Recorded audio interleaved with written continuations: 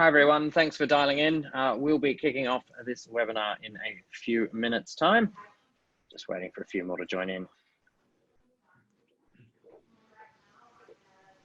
Good to see your smiley, friendly faces. Just as a reminder, we will be recording this session. It will be made available on the ABSIA website shortly.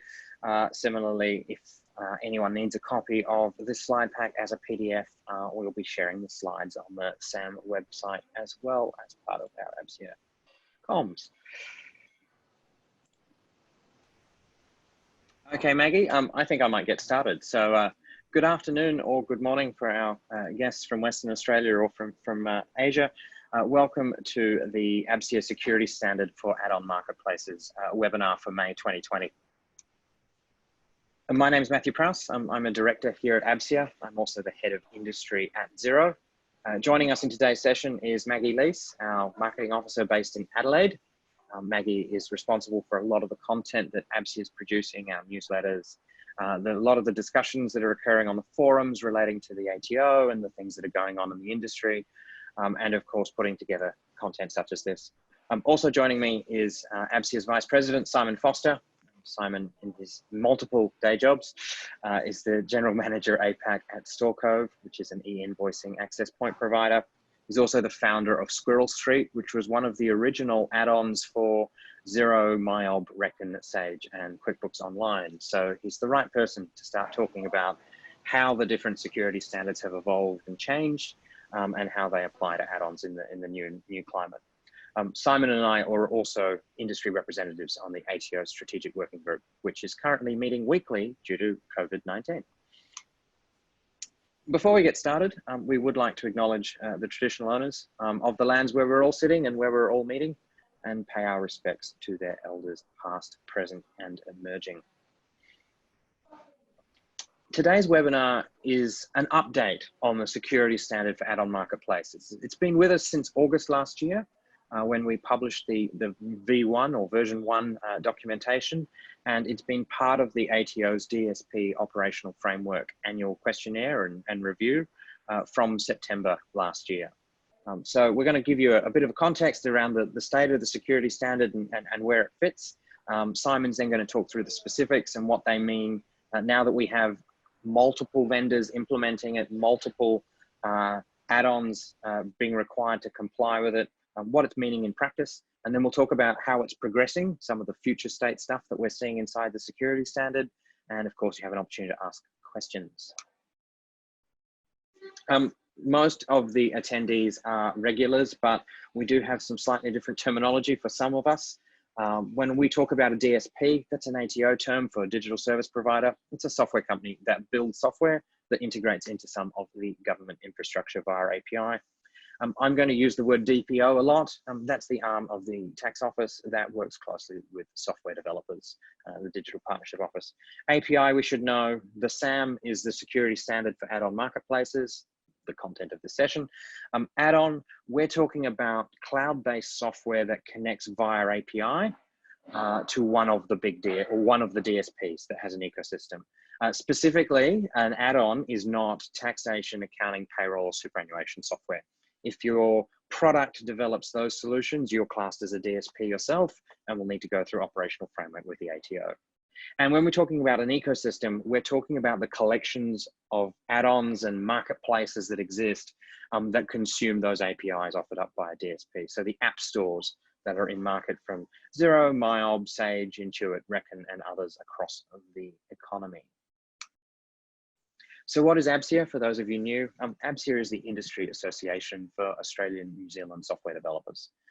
We're here to represent software developers in negotiations and conversations with government and with DSPs. And we were heavily involved in the development of the security standard and the operational framework that the ATO relies upon to regulate and sort of structure their engagement with the software community.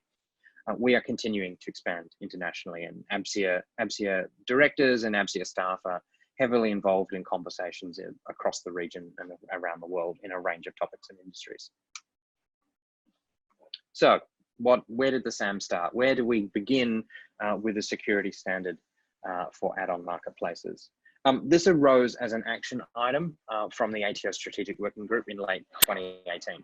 And this was broadly in recognition that with the introduction of the operational framework, the ATO had secured effectively the first point of connection, or the direct connection from software to their APIs, but they had a broad understanding of how software is now working and how applications are connecting with one another, that there was a need to secure that broader ecosystem that were connecting to a DSP and then ultimately connecting through to the ATO.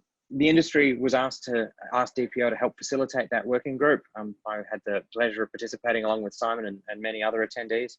And we were working towards a consistent set of guidelines and standards. The hope was that rather than each of the DSPs developing their own security standards and requirements, we could all collaborate and produce a consistent, sane standard. And what we produced in the end was broadly accepted as a portable security framework that maximizes security and minimizes the amount of work that DSPs and software developers building add-ons need to go through in order to comply. The initial scope was limited to tax, payroll, accounting, superannuation, corporate compliance, and e-invoicing. So the things that are broadly covered by the operational framework. But as things like the modern business registers are expanded out of the ATO, as they retire ASIC's APIs and move them under ATO infrastructure, we expect the scope of the operational framework will expand to fill that space. And as a result, the broader ecosystem that's around those new partners and those new players will also fall in scope inside the SAM.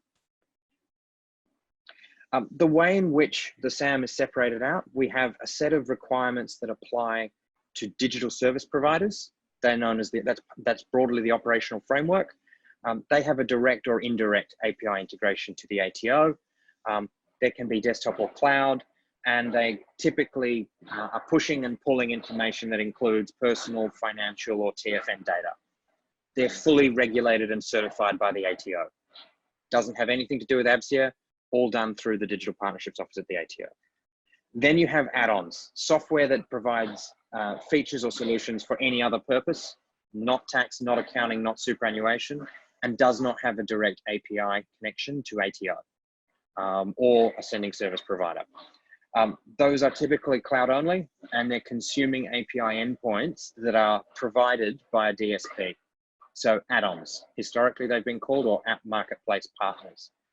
They typically sync a range of information or exchange a range of information, but it may include personal and financial information, but it does not normally store TFNs inside their software. If your application stores TFNs, you may find yourself as a DSP out of the box, in which case the operational framework applies to you. The operational framework, that's the minimum security standards that apply to software developers that interact and consume government APIs. As part of that process, those software developers are asked to complete a security questionnaire annually to provide significant information about their ecosystems, their security practices, their certification, their operational processes, and any ongoing breach activity. The typical cornerstone of the operational framework for many of the DSPs in Australia was the need to attain ISO 27001 and have that independently certified. The operational framework continues to be evolved and change, as there's broadly a review twice a year with the ATO where they add or tweak or change some of the specifications as the security environment changes over time. For more information about the op framework, as always, ATO DPO website. For more information about ABSIA and the security standard, I point you to the ABSIA website. And with that, I'm going to pop on mute and ask Simon to talk through the standard. Hi everyone. By way of intro, the Squirrel Street business, we have been around just over 10 years now and integrated in with a number of DSP APIs. They weren't called DSPs in those days, right at the beginning of the process, and had noted that many of the security questionnaires were the same. And so as we were going through setting up the SAM, we took the best of what everyone was already doing. And also organisations like Telstra and PwC who've done the same stuff. And most people are starting from the point of an ISO 27001 and then getting a bit specific. What you're also going to find as you go through this, and I see we've got a mixture of DSPs and add-ons on the call, is that each of them have slightly different ways of approaching the problem, but you should find a lot of it is very reusable. The other thing, Matthew, did mention there, but I want to highlight the exception of people who are connected to the ATO via API. So we have a new example here, which is e-invoicing providers. E-invoicing providers also have to go through operational framework. That'll help with all of this, but of course they don't connect to the ATO, but to each other. And so therefore, a sort of a little bit of an exemption to the SAM. So still have to go through that process, but it should be much easier because you will already have had to do most of the things on this list for the e-invoicing version of the operational framework. So what are we doing here? Hold on. What we might do, Jason, I see your question. We might wait until the end and then take them all at once. So Maggie's watching all those questions and she'll bring them back and highlight them, and we may open up and chat as well, given the number of people on here is relatively small. So what does this mean for add-on developers? Hopefully everyone has already received these and probably received reminders from a number of your DSPs in the last couple of weeks. You're going to go through a self-assessment process. The questionnaires are subtly different between each, but I know, since having just had to go through it, it shouldn't take you more than a couple of hours to do it for a second DSP once you've done the first one. That first one is probably going to take you several weeks. So don't leave it to the last minute, because you now have until the end of June to begin that process. If you haven't started yet, you'll want to get a move on. For DSPs with marketplaces, Matthew's actually going to go through that in more detail later on, so I'm going to leave that alone. So I can go to the next slide.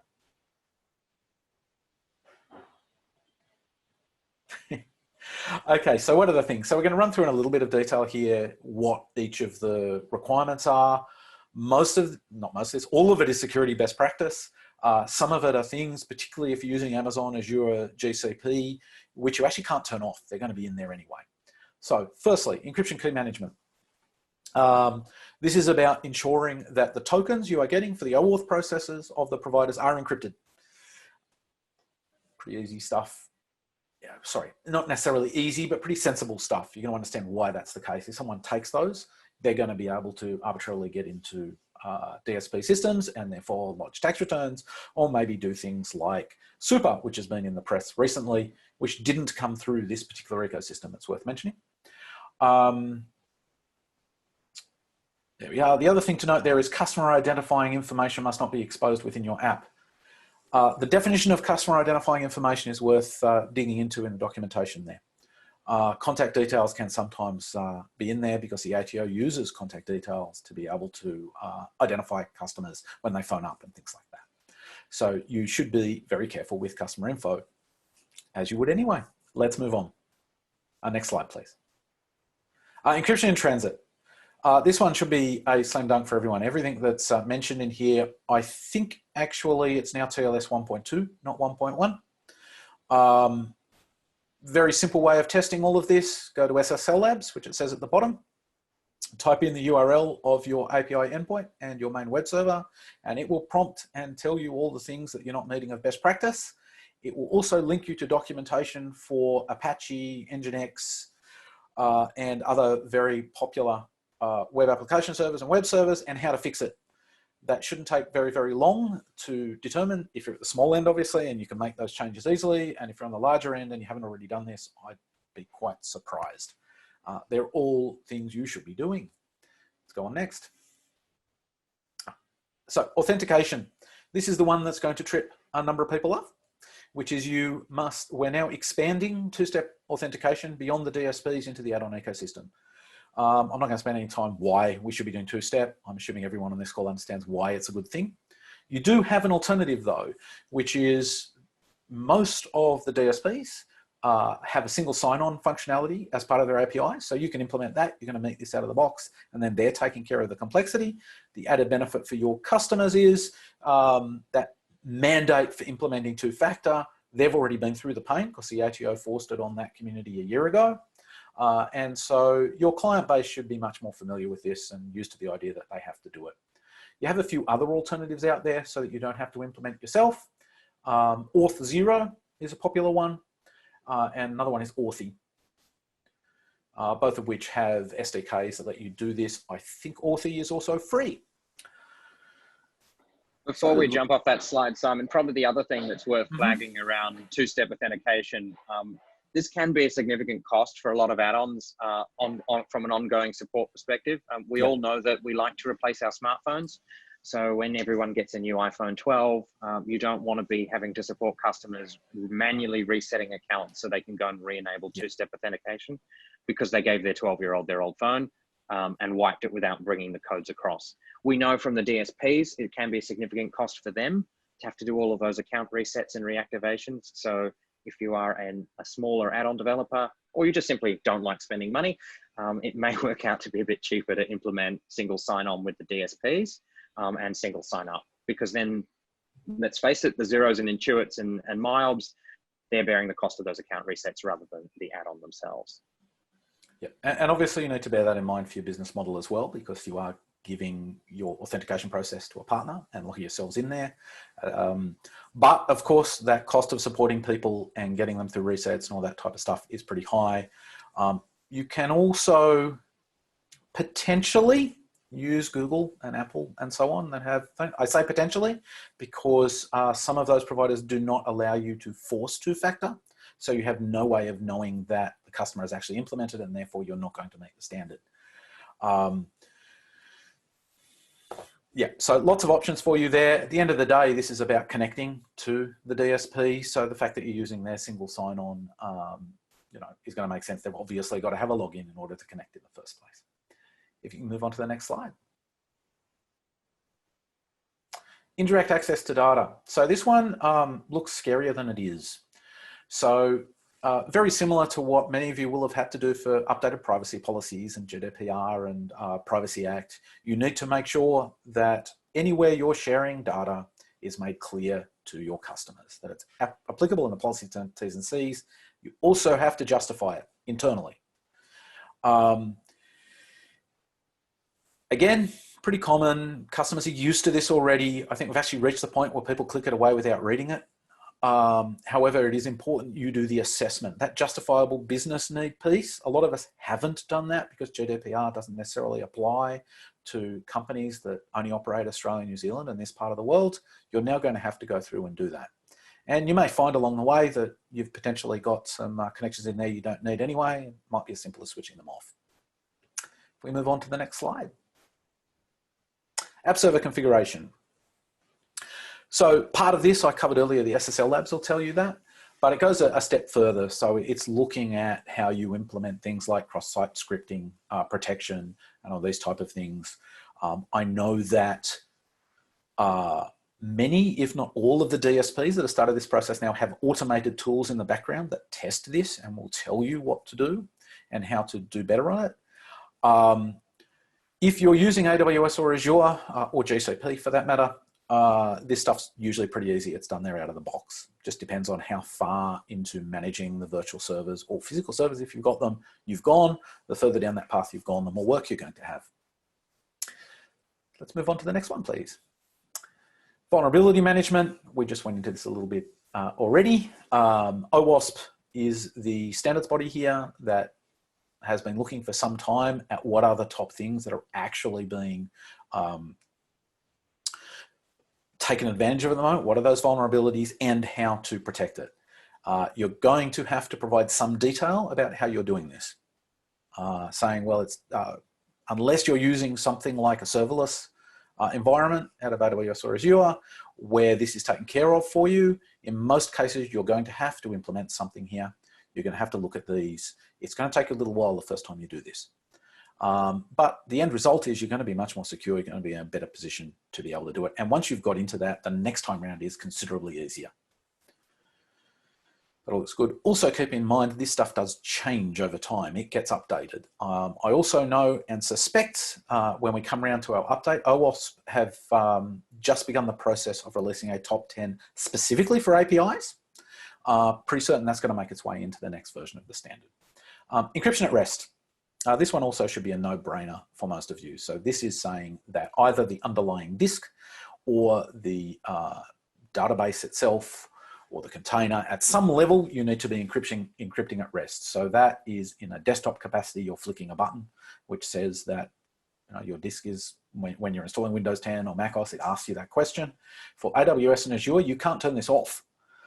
So you're likely to have it there already. If you're running your own, again, it's going to be slightly more complex. This one, yeah, should be pretty easy. It's worth mentioning, when we began this process of the op framework 2 years ago, this one actually came up a bit. A number of DSPs were really concerned about database performance when they're managing their own databases and what encryption at rest might do. End result now, 2 years later, is it really hasn't impacted performance. No one's brought it up in about 12 months.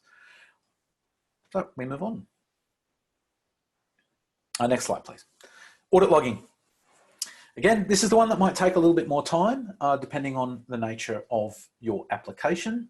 So this is a matter of putting some sensible thought into what logs you need, so that if something happens, and remembering it may not be you that's detected it, it might be the DSP that approaches you and said, we've seen a problem, we'd like to know what happened in this instance, or it could even be the ATO that's done that.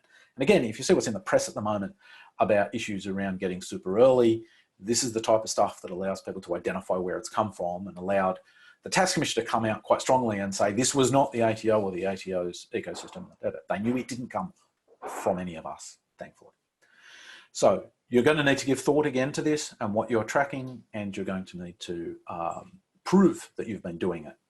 Once again, I had to keep banging on about the IaaS servers. AWS, GCP, Azure have much of this stuff natively turned on by default. In some cases, you cannot turn it off. So you're going to meet these requirements out of the box, particularly that last, immutable and secure. Next slide, please. Data hosting. This one has gone a bit broader than op framework. So op framework, you need to justify why you haven't stored data in Australia. We're not asking for that here, and that's because the nature of DSPs are applying global processes. So a business in Europe that's only service European customers, it's, you know, having them justify why they don't store it in Australia doesn't make sense. But, you know, that huge community of Syrian data hosters, you're in trouble. You can't operate anymore. Again, this is pretty sensible. Should be a nice, easy tick box for you. And now, this is the extension to what I mentioned earlier about access logging. You also have to be monitoring and breach reporting. Again, a lot of this stuff is out of the box. AWS, Azure, GCP do all of this. I know AWS and Azure pretty well. Both those have tools which would allow you to monitor your own infrastructure if you're doing it that way, or things that are not necessarily using theirs. For Squirrel Street, we use all three providers for different parts where they have expertise. And we use AWS's CloudWatch, and I've forgotten GuardDuty, that's the other app. And it's pretty simple to set it up to monitor all your logs and centrally do that and be able to meet these requirements.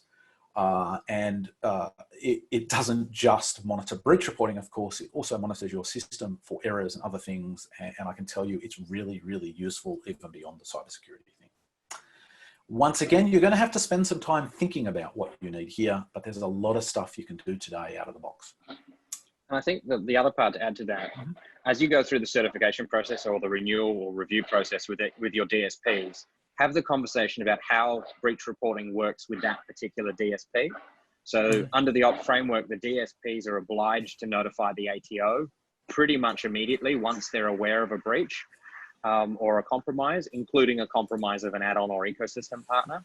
But understanding what that process is with each of the DSPs is rather important. It might be an email for some, maybe logging a ticket with others, just knowing what it is and having it inside your processes.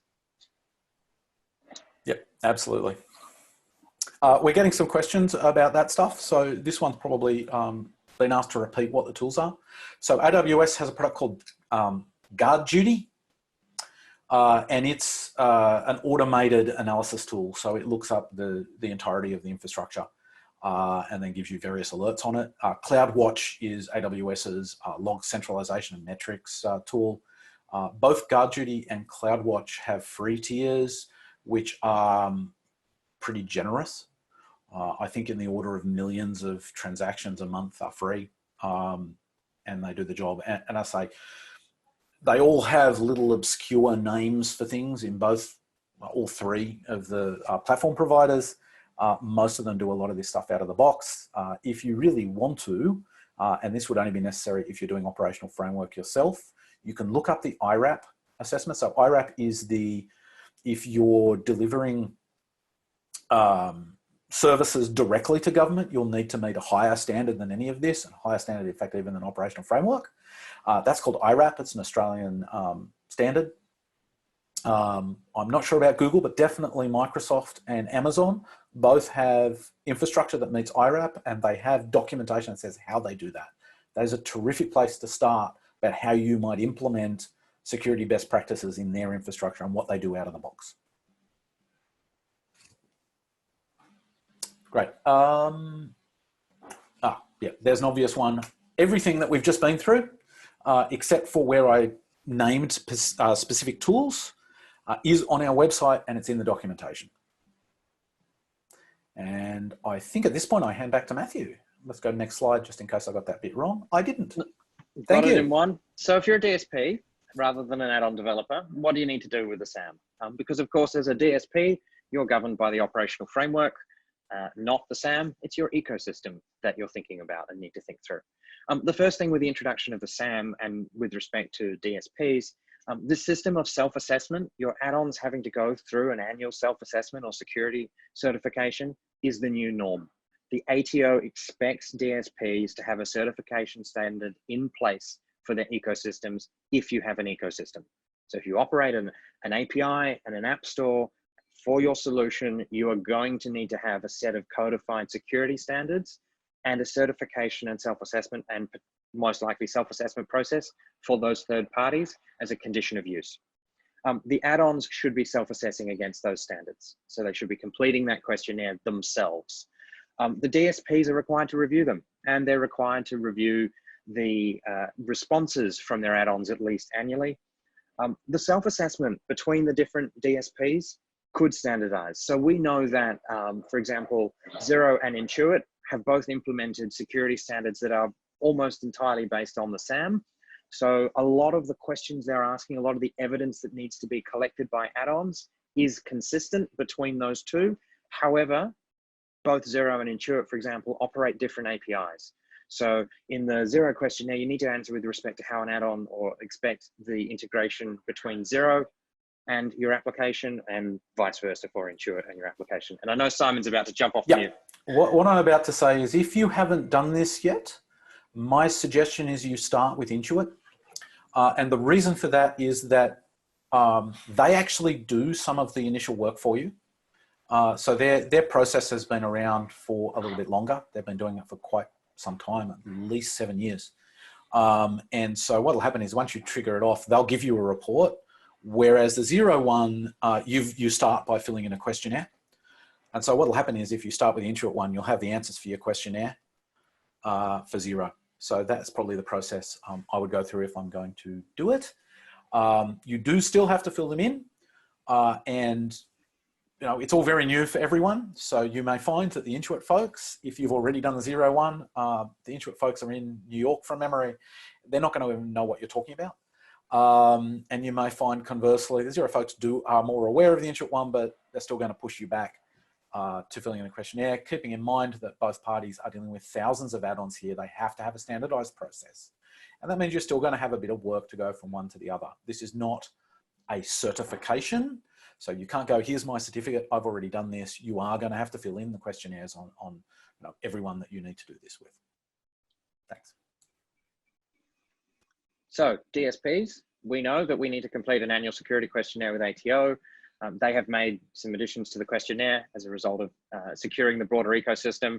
The first one you can see in section E, asking, does a DSP or does a product have an add-on marketplace with third parties that connects to an API?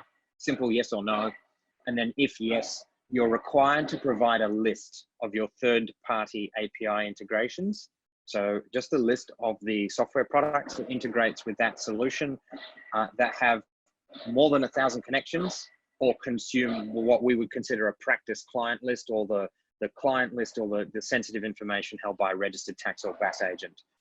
That's got a different security rating. You need to provide a list of those third-party apps and a hyperlink to their product. That's what's in the current questionnaire. that is going to continue to be expanded in due course.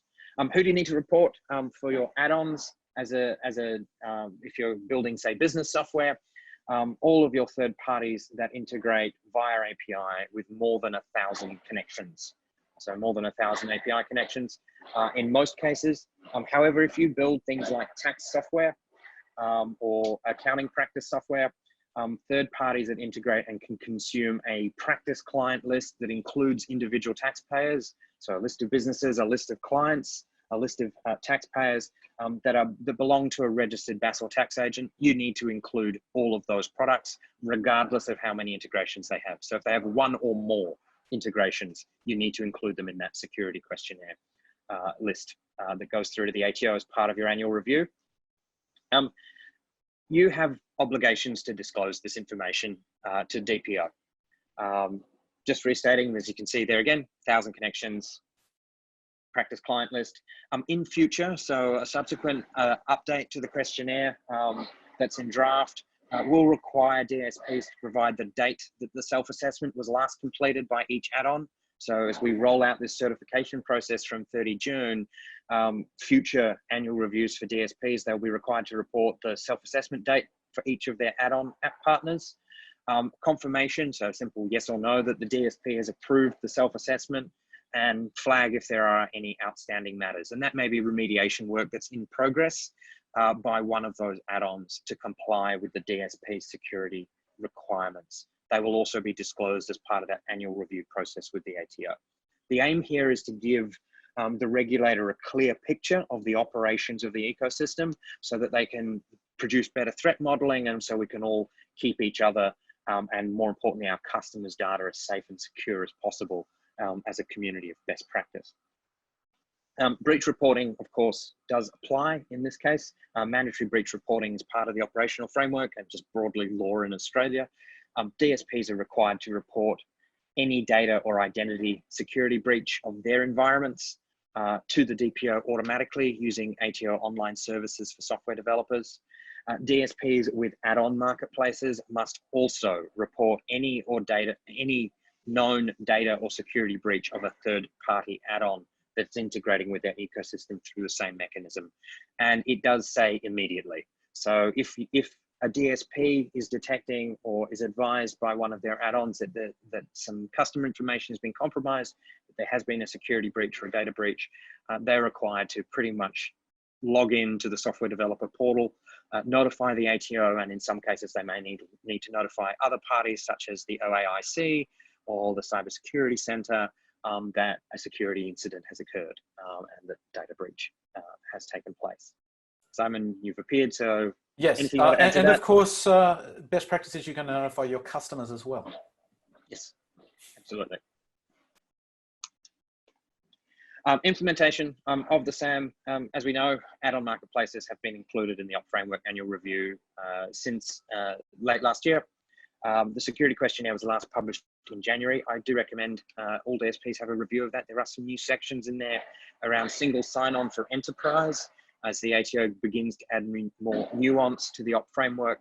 There's also been some updates in terms of minimum security or technical requirements. The questions about marketplaces will expand. They will be part of that annual certification process going forward, including as the operational framework is updated. In terms of timeline and where we're at, January 20 this year, broadly, most DSPs are requiring all new add-ons as part of their certification process to complete a self-assessment. So to go through a security questionnaire as a new software company onboarding onto an API ecosystem. Most established add-ons have until about June 2020 to complete that self-assessment with the DSP. That appears to be the consistent approach as DSPs have rolled out these frameworks. I have also been sent those in my day job at Xero from a number of our integration partners. So Xero, of course, integrates with other DSPs. We're having to complete the security questionnaire as Xero to supply that information to some of those payroll companies or superannuation software products that Xero integrates with. So it's pretty standard to get these questionnaires. They're almost boilerplate, the SAM security checklist. What we can expect, however, so the security framework, the standard was introduced August last year.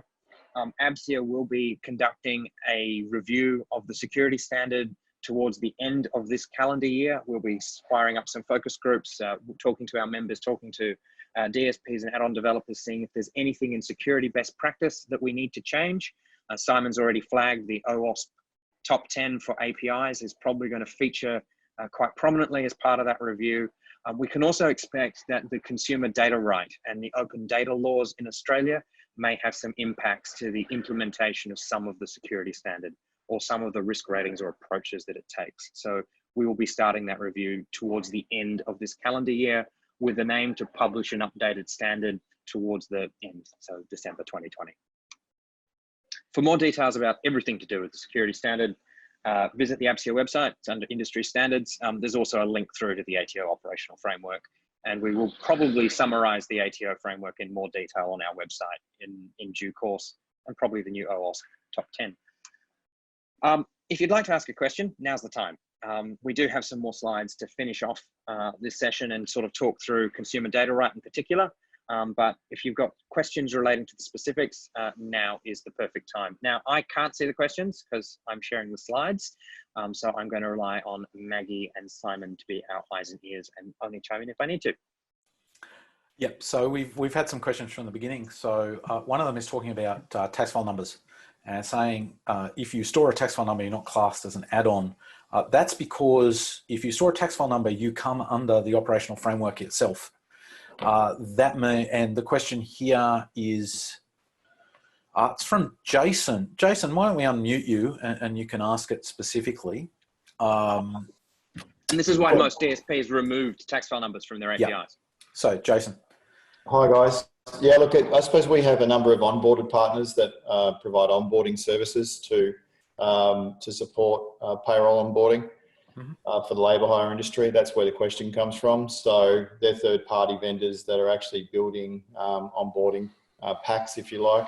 They're capturing that taxpayer data and pushing that through to our APIs to obviously onboard the employee, which includes obviously their tax file information. So that's probably where the question came from, because I actually asked this question to the ATO when the framework was updated in October last year, and I've actually had a different response to what you provided today. So that's why I'm asking if that's been further clarified. So if you're pushing and pulling TFNs in and out of ATO systems, or they're simply pushing them into your system and then you're on effectively... We're the DSP. Yeah, we have a marketplace partner, an add-on that's actually adding it into our solution. All right. Yep. And so your ecosystem has a security standard in place for those add-on partners that's consistent with the SAM, I'm assuming? Yes. So as long as there's a security framework, historically the ATO has had a view that TFNs broadly don't belong to anyone other than the tax office, and you sort of rent them or share them with third parties. So historically the op framework has considered them in scope, but if that product's not consuming any ATO APIs, then yes, it would fit inside SAM. Instead of op framework, potentially. The one thing I want to flag there is the ATO is conducting a review at the moment, looking at the interactions between software and tax agent systems right now, and things like practice management and document management systems that house TFNs are certainly in scope for a consideration under the op framework. So watch this space is probably the answer if you're building solutions in that. I hope that answers your question, Jason. Sure. Thank you very much, guys. Yeah, and the context here is you may want to dig into some of the public statements around what happened with Super in the last week or so. That will give you an idea why they're starting to get more concerned again about TFNs.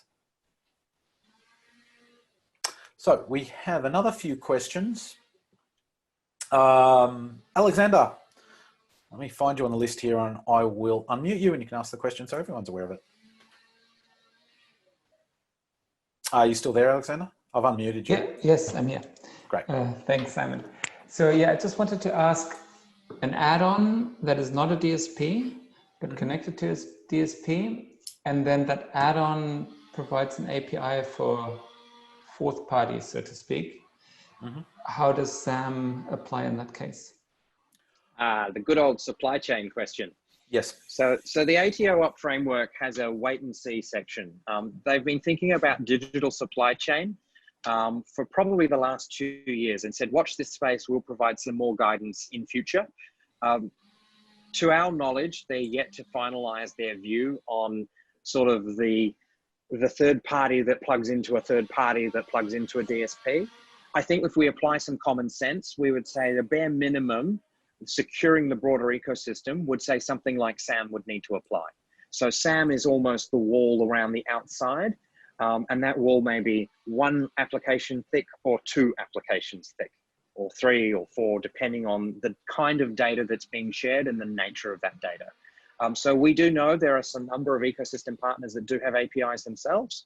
What we are seeing is that broadly they're following industry best practice and they're implementing security assessments and processes that are consistent with the ones you're seeing coming out of the SAM that are being adopted by the Xeros and Intuits and MyObs and classes of this world, if that makes sense. Totally. Thank you. The second question was two-factor authentication. Is that required for every single, like every individual login, or is there a time window of how often it has to be reused?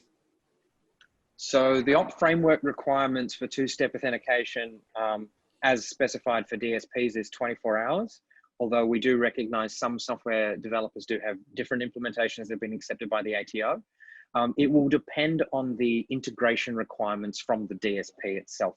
So when they set out how they've defined two-step authentication or single sign-on, that will effectively provide the guidance there for what the add-on will need to do specific to that particular integration. It does depend on the API. Yeah, okay. Thank you. I would suggest you ask the DSPs you're integrating with what their expectation on that is. In many cases, it's going to be bound by their own products. And if you go and log in, you'll see what their Remember Me functions do.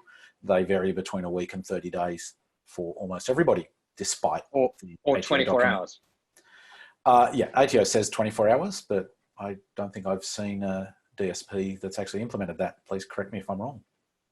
Walters Kluwer, as an example. There are a few. Any other questions?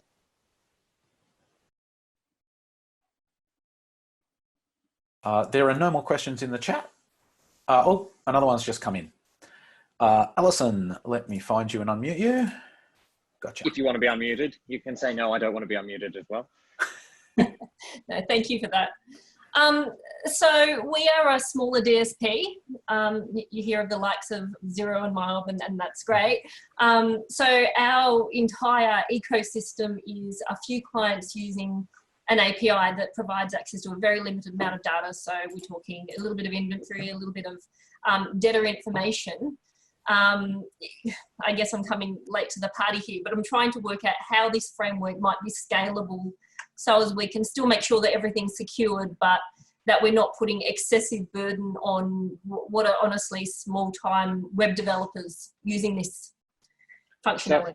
So a way to answer that is the OP framework security questionnaire that you fill out, Alison, as a DSP asks, do you have a third-party ecosystem? Yes, no. And then do you have a set of security standards? And you have to provide a copy of those security standards. So as a DSP, you can set different security standards if you wanted for your ecosystem. So you might take the SAM as a starting point. Why not? It's broadly the world first ecosystem security standard. And then maybe because you've got some specific use cases, because you have limits in your APIs, you may be able to change that for your customers or use it as a template. In theory, the SAM reflects industry best practice and good practice in terms of the right sort of technical implementations, the right sort of approaches to logging and reporting and notifications. What we do know is that you have breach reporting obligations to the ATO that you will still need to meet, and so will your add-ons. So probably the first thing is, as a starting point for your ecosystem, make sure you've got terms of use for your developer API and good contracts in place that sort of set out what you expect and from a security standpoint for your ecosystem partners, because as a bare minimum, you will need those to continue to pass the ATO annual certification. Does that kind of answer your question? Yeah, it does. Thank you very much. The whole reason for the SAM was broadly to stop the need for the hundreds of DSPs operating in Australia to have to go and invent their own security standards. Here is an off-the-shelf sane set that represents this best practice and makes it easy for an add-on to comply with multiple DSP marketplaces. Any other questions? If not, I might move on to our update. We can always come back to questions later. Nothing new coming through the chat. Thank you, Maggie. And I'm just going to have to excuse myself, the perils of working from home these days. I have a child bugging me who has something from school. So thank you, everyone. And I know there's only a little bit more to go. Yeah, happy for you to reach out if you need any sort of assistance. I know Matthew is the same, or just reach out to Maggie. And I'm going to say goodbye and thank you at this point. Thank you, Simon. So my update relates to the consumer data right. So the consumer data right is a new legislative instrument that the federal government has introduced that is designed to give consumers more access to their data. It's designed to open up the economy and facilitate freer exchanges of data between software products and, more importantly, between things like telcos, energy, and financial institutions. Consumer data right is often called open banking, or open banking is the first cab off the rank from an industry perspective. It is being administered by the ACCC, and they have had a number of public consultations over the last 6 months, looking at what kind of accreditation process should exist, what kind of rules should be implemented to govern particularly third-party access to open banking or open data derived information. So information that has been retrieved through these new required open banking or open data APIs, pulled into other software, and then potentially shared with third parties. The ACCC did receive multiple submissions from ABSIA members, and multiple submissions relating to third parties suggested that the security standard for add-on marketplace, the SSAM, be considered as part of the security and accreditation model for third parties. The ACCC started broadly with a blank sheet of paper.